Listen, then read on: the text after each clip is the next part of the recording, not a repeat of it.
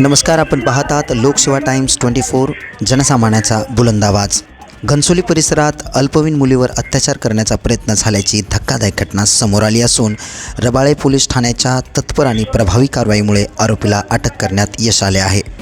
पीडितांच्या पालकांनी दिलेल्या माहितीनुसार 4 एप्रिल 2026 रोजी सकाळच्या सुमारास घनसोली गावातील कौळाळी भवानी मंदिराजवळ 11 वर्षाच्या चिमुरडीवर अतिप्रसंग करण्याचा प्रयत्न करण्यात आला होता। मुलीने धैर्य दाखवत प्रतिकार केल्याने आरोपी घटनास्थळावरून पळून गेला। या प्रकाराची गंभीर दखल घेत रबाळे पोलीस ठाण्यातील तत्काळ गुन्हा नोंदवत तपासाला सुरुवात केली। गुन्हा क्रमांक 293/2026 अंतर्गत BNS कलम 74 तसेच पोस्को कायद्याच्या कलम 8 व 12 नुसार गुन्हा दाखल करण्यात आला आहे। पोलिसांना तपासात मोठे यश मिळाले।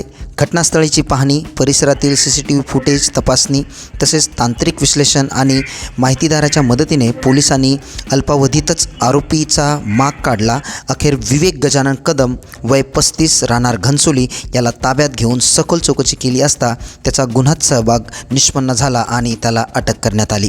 ही संपूर्ण कारवाई रबाळे पोलीस ठाण्याचे वरिष्ठ पोलीस निरीक्षक बाळकृष्ण सावंत, पोलीस निरीक्षक बनसोडे, पोलीस निरीक्षक सचिन गवळी यांच्या मार्गदर्शनाखाली पार पडली। तसेच सहाय्यक पोलीस निरीक्षक दीपक खरात आणि त्यांच्या पथकातील पोलीस अंमलदार दर्शन कटके, मयूर सोनवणे, गणेश वीर, धनाजी भांगरे, यादवराव घुले व मनोज देडे यांनी अत्यंत तत्परता आणि कौशल्य दाखवत ही कारवाई यशस्वीरित्या पूर्ण केली।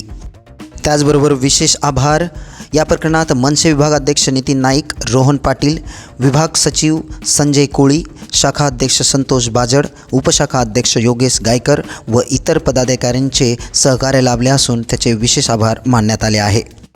अशाच ताज्या घडामोडींसाठी पाहत राहा लोकसेवा टाइम्स 24 जनसामान्याचा बुलंद आवाज।